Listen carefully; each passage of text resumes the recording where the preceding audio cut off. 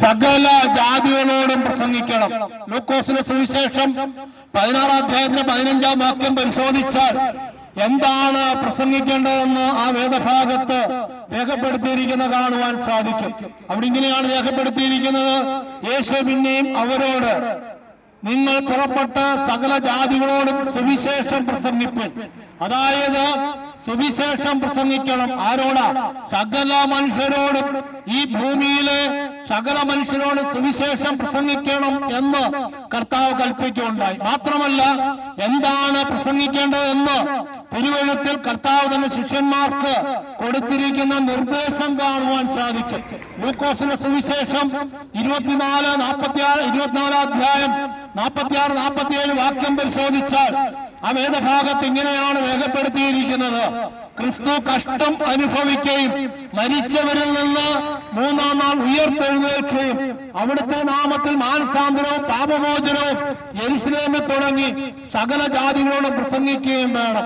അപ്പോൾ പ്രസംഗിക്കേണ്ടതായ ഒന്നാമത്തെ കാര്യം എന്ന് പറയുന്നത് അത് കർത്താവായ യേശുക്രിസ്തുവിന്റെ കഷ്ടാനുഭവത്തെ കുറിച്ച് പ്രസംഗിക്കണം.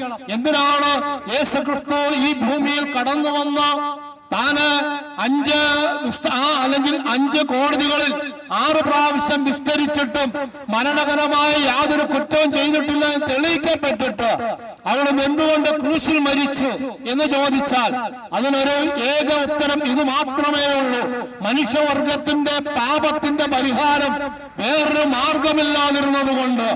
മനുഷ്യന്റെ കർമ്മമാർഗങ്ങളിലൂടെ, അവന്റെ ദാനധർമ്മങ്ങളിലൂടെ, അവന്റെ ദേശാടനങ്ങളിലൂടെ, അവന്റെ തീർത്ഥാടനങ്ങളിലൂടെ മനുഷ്യരെ പാപത്തിന് പരിഹാരം വരുത്തുവാൻ കഴിയാത്ത സ്ഥാനത്ത് ഇന്നും മനുഷ്യന് തീർത്ഥാടനങ്ങൾ നടത്തുന്നുണ്ട്, ദേശാടനങ്ങൾ നടത്തുന്നുണ്ട്, ദാനധർമ്മങ്ങൾ നടത്തുന്നുണ്ട്, മതത്തിന്റെ ആചാര കാണ്ഡങ്ങൾ അനുഷ്ഠിക്കുന്നുണ്ട്. എന്നാൽ ഇതൊക്കെ പരാജയപ്പെടുന്ന, അല്ലെങ്കിൽ ഇതൊക്കെ ചെയ്ത മനുഷ്യന്റെ പരാജയമടഞ്ഞ് അവൻ പാപത്തിന്റെ വഴിയിൽ പാപത്തിന് ശമ്പളമാകുന്ന മരണത്തിന് വിധിക്കപ്പെട്ട് ശാരീരിക മരണ മുഖാന്തരം നിത്യമായ നാശമെന്ന ശിക്ഷാവിധിയിലേക്ക് തള്ളപ്പെടേണ്ട സ്ഥാനത്ത് അവനെ സ്നേഹിച്ചു അവന് വേണ്ടി അവന് ആയിരിക്കുന്ന സ്ഥാനത്ത് അവൻ ഈ ദൈവത്തെ അറിഞ്ഞിട്ടും ദൈവം ഓർത്ത് മഹത്വീകരിക്കുകയോ നന്ദി കാണിക്കുകയോ ചെയ്യാത്ത സ്ഥാനത്ത് യേശുക്രിസ്തു സകല മനുഷ്യന്റെ പാപത്തെ ഏറ്റെടുത്തുകൊണ്ട് സകല മനുഷ്യനും അനുഭവിക്കേണ്ട പാപത്തിന് ശമ്പളമാകുന്ന മരണത്തെ ഏറ്റെടുത്തുകൊണ്ട് യേശുക്രിസ്തു ക്രൂശിൽ എല്ലാ മനുഷ്യർക്കും വേണ്ടി മരിച്ചു, അടക്കപ്പെട്ടു, ഉയർത്തെഴുന്നേറ്റു. യേശുക്രിസ്തു ഒന്നാമത് പറഞ്ഞു, ക്രിസ്തു കഷ്ടം അനുഭവിക്കുന്നത് പ്രസംഗിക്കണം. അതിനെക്കുറിച്ച് 1-ാം നൂറ്റാണ്ടിൽ യേശുക്രിസ്തുവിൽ വിശ്വസിച്ച അപ്പോസ്തലനായ പത്രോസ് ഇങ്ങനെ പറയുകയുണ്ടായി. അതിനെക്കുറിച്ച് തിരുവെഴുത്ത് രേഖപ്പെടുത്തിയിരിക്കുന്നത് ഇങ്ങനെയാണ്: പത്രോസിന്റെ 1-ാം ലേഖനം 3-ാം അധ്യായത്തിന്റെ 18-ാം വാക്യം പരിശോധിച്ചാൽ ആ വേദഭാഗത്ത് ഇങ്ങനെ വായിക്കുന്നു: ക്രിസ്തു നമ്മെ ദൈവത്തോട് അടുപ്പിക്കേണ്ടതിന് നീതിമാനായി നീതികെട്ടവർക്ക് വേണ്ടി ഒരിക്കൽ കഷ്ടം അനുഭവിച്ചു. ഈ ലോകത്തിൽ ഏത് മനുഷ്യനെ എടുത്ത് നോക്കിക്കഴിഞ്ഞാൽ ദൈവസന്നിധിയിൽ ദൈവം പറയുന്നത് അവൻ നീതികെട്ടവനാണ് എന്നുള്ളതാണ്. എന്താ അതിന് കാരണം?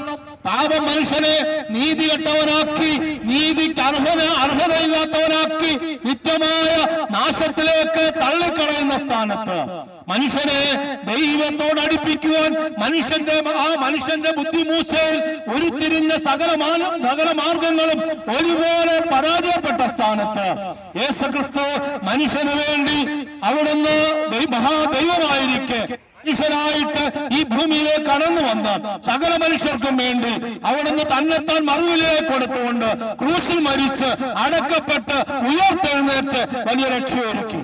ഇതിനെക്കുറിച്ച് തിരുവെഴുത്ത് പരിശോധിച്ചാൽ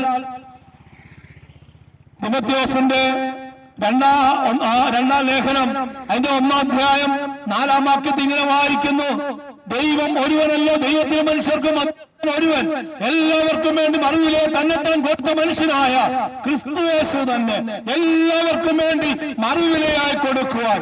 എന്തുകൊണ്ടാണ് എല്ലാവർക്കും വേണ്ടി മറുവിലയായി കൊടുക്കേണ്ടി വന്നത്? തിരുവെഴുത്ത് പറയുന്നു, ഒരു വ്യത്യാസവുമില്ല, എല്ലാവരും പാപം ചെയ്ത് ഒരുപോലെ ദൈവതേജസ്സില്ലാത്തവരായി തീർന്ന സ്ഥാനത്ത് ഇന്ന് മനുഷ്യൻ കടന്നു പോകുന്ന ഏത് സാഹചര്യം എടുത്ത് പരിശോധിച്ചാലും അതിന്റെ മൂല കാരണം എന്ന് പറയുന്നത് അവന്റെ ജന്മന അവന്റെ ജീവിതത്തിലേക്ക് മുറുകെ പറ്റിയിരിക്കുന്ന പാപമാണ്. മനുഷ്യൻ പാപത്തിലാണ് ജനിച്ചത്. ദൈവത്തിന്റെ വചനം മനുഷ്യന്റെ ഉൽപ്പത്തിയെ കുറിച്ചും അവന്റെ ജീവിതത്തിൽ അവൻ ചെന്ന് പതിക്കേണ്ട നിത്യനാശത്തെ കുറിച്ചും ആ നാശത്തിൽ നിന്നുള്ള വീണ്ടെടുപ്പിനെ കുറിച്ചും പറയുന്ന ഏക പുസ്തകം അത് ബൈബിള് മാത്രമാണ്. ഇവിടെ മനുഷ്യന്റെ ഉൽപ്പത്തി തേടിപ്പോകുന്ന ഏത് മനുഷ്യരോടും ഞാൻ പറയുന്നത്, ഒരു പ്രാവശ്യം നിങ്ങൾ നിഷ്പക്ഷ അല്ലെങ്കിൽ ആ നിർമ്മല ഹൃദയത്തോടെ മുഖപക്ഷമില്ലാതെ ഈ ബൈബിളൊന്ന് വായിച്ചു നോക്കുക. നിങ്ങളെ സൃഷ്ടിച്ച അല്ലെങ്കിൽ നിങ്ങൾക്ക് നിങ്ങളുടെ മൂക്ക് ജീവശ്വാസമൂതി നിങ്ങളെ ജീവനുള്ള ദേഹിയാക്കി തീർത്ത ഈ കർത്താവിനെ കുറിച്ച് പറയുന്ന ഈ സത്യവേദ പുസ്തകം പോലെ വേറൊരു പുസ്തകം ഈ ലോകത്തെ ചൂണ്ടിക്കാണിക്കാൻ കഴിയുകയില്ല. ഈ പ്രസംഗിക്കുന്ന എന്റെ പേരെന്ന് പറയുന്നത് മുരളീധരൻ നായർ MK എന്നാണ്. ഞാനൊരു ക്രിസ്തീയ കുടുംബത്തിൽ ജനിച്ച വ്യക്തിയല്ല. ഞാൻ ജനിച്ചത് ഒരു ഹൈന്ദവ കുടുംബത്തിലാണ്. ഹൈന്ദവ ആചാരങ്ങൾക്കനുസരിച്ചാണ് ഞാൻ വളർത്തപ്പെട്ടത്. ആ ഹൈന്ദവ ആചാരങ്ങൾക്കനുസരിച്ച് എന്റെ ജീവിതത്തിലേക്ക് 2002 ഈ സുവിശേഷം കടന്നു വന്നു. അന്ന് വരെ മദ്യത്തിനും മയക്കുമരുന്നിനും ലഹരി വസ്തുക്കൾക്കും അടിമയായി ജീവിച്ച എന്റെ ജീവിതത്തെ രൂപാന്തരപ്പെടുത്തിയ ഒരു പുസ്തകമാണ് ഞാൻ ഈ കൈ പിടിച്ചിരിക്കുന്ന സത്യവേദ പുസ്തകം എന്ന് പറയുന്ന ബൈബിള്. ഈ ബൈബിള് മനുഷ്യനെ രൂപാന്തരപ്പെടുത്തുന്ന പുസ്തകമാണ്. മനുഷ്യനെ ലക്ഷ്യബോധം കൊടുക്കുന്ന പുസ്തകമാണ്. അവന്റെ നിത്യതയെ കുറിച്ച് നിശ്ചയവും ഉറപ്പും തരുന്ന ഒരു പുസ്തകമാണ് ബൈബിൾ എന്ന് പറയുന്നത്. എന്നെ കേൾക്കുന്ന ആരെങ്കിലും നിങ്ങളായിരിക്കുന്ന സ്ഥാനത്ത് നിങ്ങളുടെ ജീവിതത്തിൽ ഇനി ഒരു ചുവട് പോലും മുൻപോട്ട് നയിക്കുവാൻ നിങ്ങൾക്ക് സാധ്യതയില്ലാത്ത സ്ഥാനത്ത് നിങ്ങളെ ലക്ഷ്യത്തിലെത്തിക്കാൻ കഴിയുന്ന ഒരു പുസ്തകമുണ്ട് എങ്കിൽ ഈ ലോകത്ത് അല്ലെങ്കിൽ ഈ ഭൂമിയുടെ അങ്ങനെ ഒരു പുസ്തകമുണ്ട് അത് ബൈബിള് മാത്രമാണ്. എന്റെ പ്രിയപ്പെട്ടവരെ, ഈ ബൈബിളില് മനുഷ്യന്റെ ഉൽപ്പത്തിയെ കുറിച്ച് പറയുമ്പോൾ ഇങ്ങനെയാണ് പറയുന്നത്, അവനെ തന്റെ സ്വരൂപത്തിലും സാദൃശ്യത്തിലും സൃഷ്ടിച്ചു. മനുഷ്യന് ഇന്ന് വിലയില്ലാത്തൊരു ലോകത്തിലാണ് ഞാനും നിങ്ങളും ജീവിക്കുന്നത്. എന്നാൽ സത്യവേദ പുസ്തകം എന്ന് പറയുന്ന ബൈബിളിലെ ദൈവം പറയുകയാണ്, മനുഷ്യന്റെ സൃഷ്ടി എന്ന് പറയുന്നത് തന്റെ സാദൃശ്യത്തിലും സ്വരൂപത്തിലുമാണ് മനുഷ്യനെ ദൈവം സൃഷ്ടിച്ചിരിക്കുന്നത്. ഈ സൃഷ്ടി എന്ന് പറയുന്നത് ഈ ലോകത്തിലെ ഏറ്റവും ബഹുമൂല്യ സൃഷ്ടിയാണ്. ഇന്ന് പട്ടികളെ സ്നേഹിക്കുന്ന ആൾക്കാരെ ഞാൻ കാണാറുണ്ട്. മറ്റ് മൃഗങ്ങളെ സ്നേഹിക്കുന്ന ആൾക്കാരെ ഞാൻ കാണാറുണ്ട്. എന്താ ഞാൻ പറയട്ടെ, മനുഷ്യനെ സ്നേഹിക്കുന്ന, മനുഷ്യന് വേണ്ടി കരുതുന്ന ഒരു മനുഷ്യനെയും ഈ ലോകത്ത് നമുക്ക് കാണുവാൻ സാധിക്കുകയില്ല. എന്നാൽ മനുഷ്യന് വേണ്ടി മനുഷ്യനായിട്ട് മനുഷ്യൻ അകപ്പെട്ട പാപത്തിന്റെ പരിണതഫലമാകുന്ന മരണത്തിൽ നിന്ന് മനുഷ്യനെ വീണ്ടെടുക്കുവാൻ ഈ ഭൂമിയിലേക്ക് കടന്നു വന്ന ഒരുവനേ ഉള്ളൂ. അത് കർത്താവായ യേശുക്രിസ്തുവാണ്. തിരുവെഴുത്തില് 1-ാം നൂറ്റാണ്ടിൽ യേശുക്രിസ്തുവിൽ വിശ്വസിച്ച അപ്പോസ്തലനായ പൗലോസ് യേശുക്രിസ്തുവിനെ കുറിച്ച് പറഞ്ഞിരിക്കുന്നത് ഇങ്ങനെയാണ്, അവിടുന്ന് ദൈവമായിരിക്കെ ദൈവത്തോടുള്ള ആ മഹത്വം മുറുകെ പിടിച്ചുള്ള വിചാരിക്കാതെ ദാസരൂപം എടുത്ത് മനുഷ്യ സാദൃശ്യമായി തന്നെത്താൻ ഒഴിച്ച് വേഷത്തിൽ മനുഷ്യ വിളങ്ങി തന്നെത്താൻ താഴ്ത്തി. എവിടം വരെയാ താഴ്ത്തിയത്?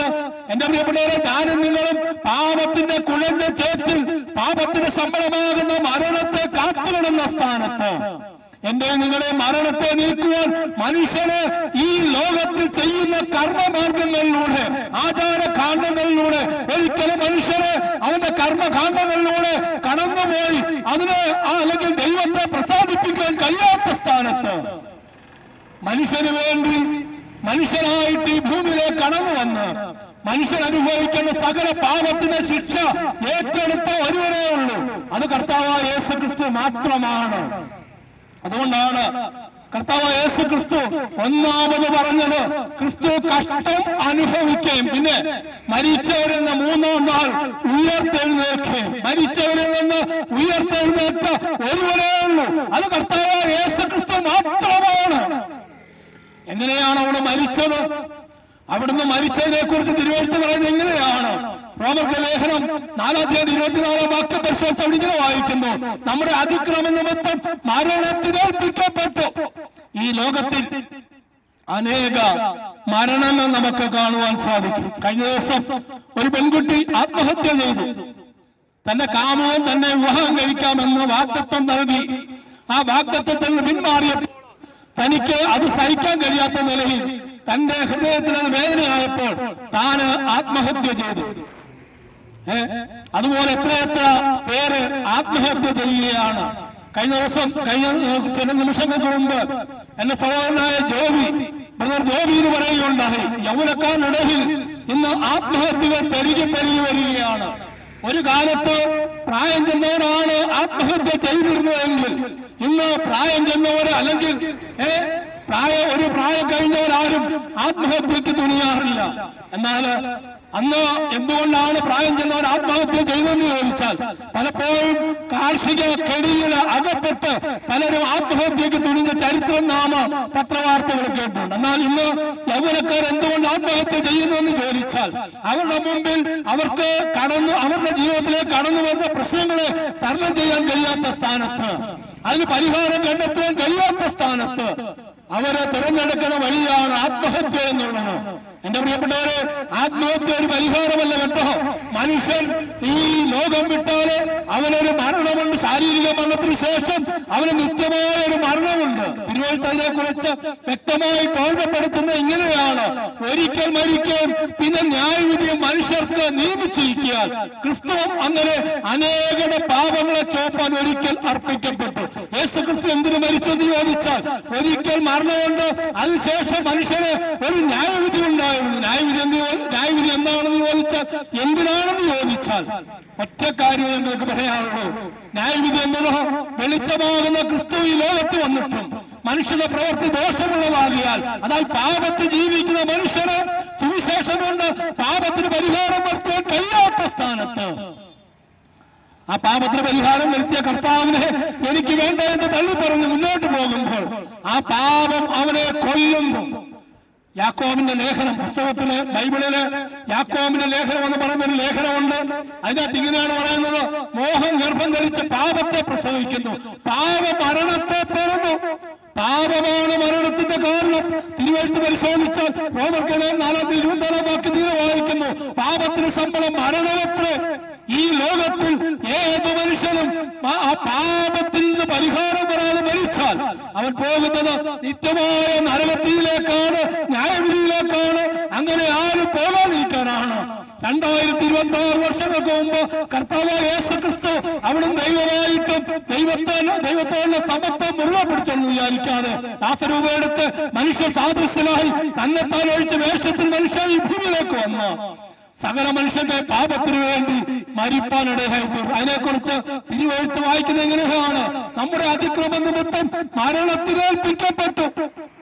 മാത്രമല്ല എബ്രായ ലേഖനം 2:9 വാക്യം പരിശോധിച്ചാലോ അവിടെ വായിക്കുന്നത് എങ്ങനെയാണ്: എങ്കിലും ദൈവകൃപയാൽ എല്ലാവർക്കും വേണ്ടി മരണം ആസ്വദിപ്പാൻ ദൂതന്മാരിൽ അല്പം താഴ്ച വന്നവനായ യേശു മരണം അനുഭവിച്ചതുകൊണ്ട് അവിടുത്തെ മഹത്വവും ബഹുമാനവും അണിഞ്ഞവനായി നാം കാണുന്നു. ഏറ്റവും മഹത്വത്തിൽ വാഴുന്ന മഹാദൈവം ഈ ഭൂമിയിലേക്ക് നമുക്ക് വേണ്ടി മരണം ആസ്വദിപ്പാൻ കടന്നു വന്നു. യേശു ക്രിസ്തുവിനെ വിസ്തരിച്ച പീലാത്തോസിന്റെ കോടതിയിൽ രണ്ട് പ്രാവശ്യം വിസ്തരിച്ചു. 3 പ്രാവശ്യം പീലാത്തോസ് ആവർത്തിച്ച് പറയുന്ന ഒരു കാര്യമുണ്ട്: ഇവൻ മരണകരമായി യാതൊരു കുറ്റവും ചെയ്തിട്ടില്ല. പിന്നെയും എന്തുകൊണ്ടാണ് യേശു ക്രിസ്തു ക്രൂശിനെ ഏൽപ്പിക്കപ്പെട്ടത്? സ്വർഗത്തിലെ ദൈവം തന്റെ ഏകജാതനായ പുത്രനെ നാം നശിച്ചു പോകാതെ നിത്യജീവൻ പ്രാപിക്കേണ്ടതിന് യേശുക്രിസ്തുവിനെ ക്രൂശിൽ തന്നെത്താൻ മറുവിലേക്ക് കൊടുത്തുകൊണ്ട് എനിക്ക് നിങ്ങൾക്ക് വേണ്ടി പരിഹാരമായി യേശുക്രിസ്തു ക്രൂശിൽ മരിച്ച് അടക്കപ്പെട്ട് ഉയർത്തെഴുന്നേറ്റ് വലിയ രക്ഷയൊരുക്കി. അതിനെക്കുറിച്ച് എബ്രായ ലേഖനം 2:14-15 വാക്യത്തിലാണ് പറയുന്നത്: മക്കൾ ജഡത്തോട് കൂടിയവരാക്കൊണ്ട് അവിടുന്ന് അവരെ പോലെ ജഡത്തോട് കൂടിയവനായി മരണത്തിന്റെ അധികാരിയ പിശാചിനെ തന്റെ മരണത്താൽ നീക്കി. മനുഷ്യന്റെ മരണത്തെ നീക്കുവാൻ മനുഷ്യനായിട്ട് ഈ ഭൂമിയിലേക്ക് കടന്നു വന്ന തന്റെ മരണം കൊണ്ട് മനുഷ്യന്റെ മരണത്തെ നീക്കിയ ഒരുവനേ ഉള്ളൂ, അത് കർത്താവായ യേശു ക്രിസ്തുവാണ്. എങ്ങനെയാണ് മരിച്ചത്? അവിടെ നമുക്ക് വേണ്ടി നമ്മുടെ അതിക്രമ നിമിത്തം ക്രൂശിൽ മരിച്ചു. നമ്മുടെ പാപങ്ങൾ നിമിത്തം പാപത്തിന്റെ ശിക്ഷ ഏറ്റെടുത്തുകൊണ്ട് പാപത്തിന് ശമ്പളമാകുന്ന മരണത്തെ നീക്കുവാൻ അവിടെ നമുക്ക് വേണ്ടി മരക്കുരിശിൽ മരിച്ച് അടക്കപ്പെട്ട് 3-ാം നാൾ ഉയർത്തെഴുന്നേറ്റ് വലിയ രക്ഷയൊരുക്കി. അവിടെ പറയുന്നത് എങ്ങനെയാണ്: ഒന്ന്, ക്രിസ്തു കഷ്ടം അനുഭവിച്ചു. മാത്രമല്ല അവിടുന്ന് മരിച്ചവരിൽ നിന്ന് മൂന്നാം നാൾ ഉയർത്തെഴുന്നേറ്റ് ഇരിക്കുകയാണ്. തിരുവെഴുത്ത് പരിശോധിച്ചാൽ റോമർലേഖനം 4:24 വാക്യത്തിൽ അവസാനം എങ്ങനെയാണ് പറയുന്നത്?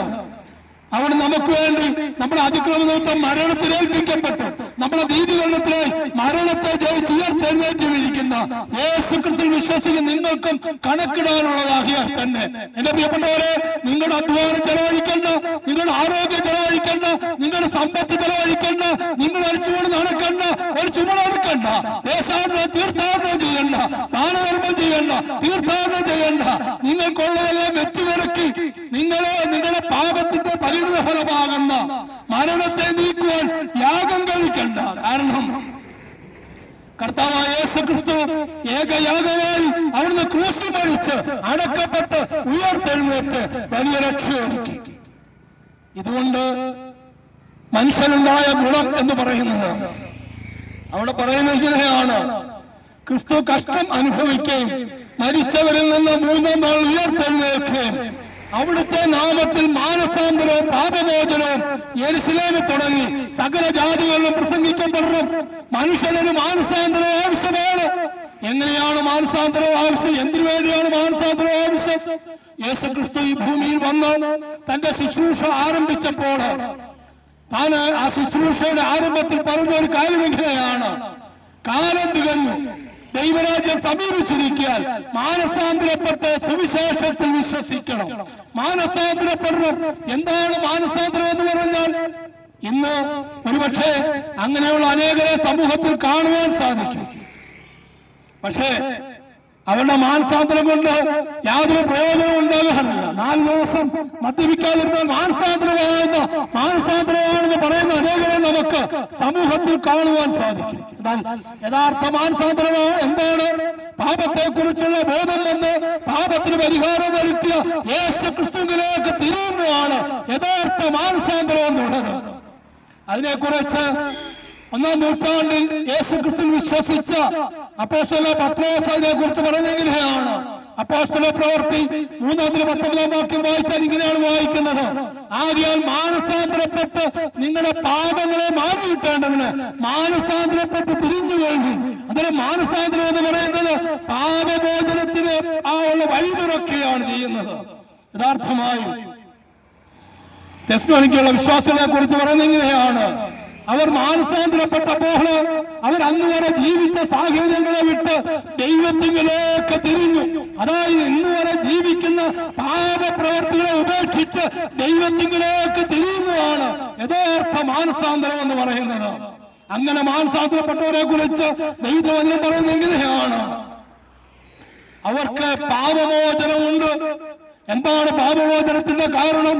യേശുക്രിസ്തു സകല മനുഷ്യന്റെ പാപത്തെ ഏറ്റെടുത്തുകൊണ്ട് ക്രൂശിൽ മരിച്ച് അടക്കപ്പെട്ട് ഉയർത്തെഴുന്നേറ്റ് വലിയ രക്ഷയൊരുക്കി. ഇത് ആരൊക്കെ അംഗീകരിക്കുന്നുണ്ടോ അവർക്ക് പാപമോചനമുണ്ട്, അവർക്ക് നിത്യജീവനുണ്ട്, അവർക്ക് നിത്യരക്ഷയുണ്ട്, അവർക്ക് സമാധാനമുണ്ട്, അവർക്ക് സന്തോഷമുണ്ട്, നിത്യതയെ കുറിച്ചുള്ള പ്രത്യാശയുണ്ട്. അതുള്ളത് കൊണ്ട് ഈ മുരളീധരൻ നായർ ഇവിടെ എന്തുകൊണ്ട് ഇത് പ്രസംഗിക്കുന്നത്? എനിക്ക് എന്റെ പേരിങ്ങനെ പരസ്യമായിട്ട് പറയുന്നതിന് യാതൊരു വിരോധവുമില്ല. കാരണം എന്താണെന്ന് അറിയാമോ? എന്റെ ജീവിതത്തെ മാറ്റിമറിച്ച ഒരു സന്ദേശമുണ്ട് എങ്കിൽ സുവിശേഷം പോലൊന്നുമില്ല. ഞാൻ ജീവിച്ച മതത്തിന്റെ ചുറ്റുപാടുകളോ സാഹചര്യങ്ങളോ എന്റെ മാതാപിതാക്കൾക്കോ ഞാൻ ജീവിച്ചു വന്ന ഒന്നിലും എന്നെ എന്റെ പാപത്തിന് രക്ഷിക്കാൻ കഴിയാത്ത സ്ഥാനത്ത് യേശുക്രിസ്തു എന്റെ പാപത്തിന് വേണ്ടി എന്നെ രക്ഷിക്കാനായിട്ട് സ്വർഗമഹിമ വെടിഞ്ഞ് ഈ ഭൂമിയിലേക്ക് കടന്നു വന്നു. തിരുവെഴുത്തിൽ പറയുന്നത് എങ്ങനെയാണ്? വിശ്വസിക്കുന്നവർക്ക് അവിടുത്തെ രക്തം പോലെ പ്രായശ്ചിത്തമാകുവാൻ ദൈവം യേശുക്രിസ്തുവിനെ പരസ്യമായി നിർത്തിയിരിക്കുന്നു. ദൈവം തന്നെ പൊതുമേൽ മുൻകഴിഞ്ഞ പാപങ്ങളെ ശിക്ഷിക്കാതെ വിടുവാൻ തന്റെ നീതിയെ പ്രദർശിപ്പിക്കുവാൻ താൻ നീതിമാനും യേശുക്രിസ്തുവിൽ വിശ്വസിക്കുന്നവനെ നീതീകരിക്കുന്നതിനും വേണ്ടി ഇക്കാൽ തന്റെ നീതിയെ വെളിപ്പെടുത്തിയിരിക്കുന്നു. എന്റെ പ്രിയപ്പെട്ടവരെ, യേശുക്രിസ്തുവാണ് മനുഷ്യന്റെ നീതി. ദൈവസന്നിധിയിൽ മനുഷ്യന് നീതി ഉണ്ടെങ്കിൽ അത് യേശുക്രിസ്തുവാണ്. അതാണ് സുവിശേഷം. സുവിശേഷത്തെ കുറിച്ച് പലപ്പോഴും ഞാൻ പറയുമ്പോൾ ഇങ്ങനെ പറയാറുണ്ട്: തിമോഥെയോസിന്റെ 2-ാം ലേഖനം 2-ാം വാക്യം പരിശോധിച്ചാൽ സുവിശേഷത്തിന്റെ ആഴത്വം എന്താണെന്ന് അവിടെ രേഖപ്പെടുത്തിയിരിക്കുന്ന കാണുവാൻ സാധിക്കും. അതൊരു വ്യക്തിയാണ്, അത് യേശുക്രിസ്തുവാണ്. അവിടെ പറയുന്നത് എങ്ങനെയാണ്? ദാവീദിന്റെ സന്തതിയായി ജനിച്ച് മരിച്ച് അടക്കപ്പെട്ട് ഉയർത്തെഴുന്നേറ്റിരിക്കുന്ന യേശുക്രിസ്തുവിനെ ഓർത്തുകൊള്ളുക.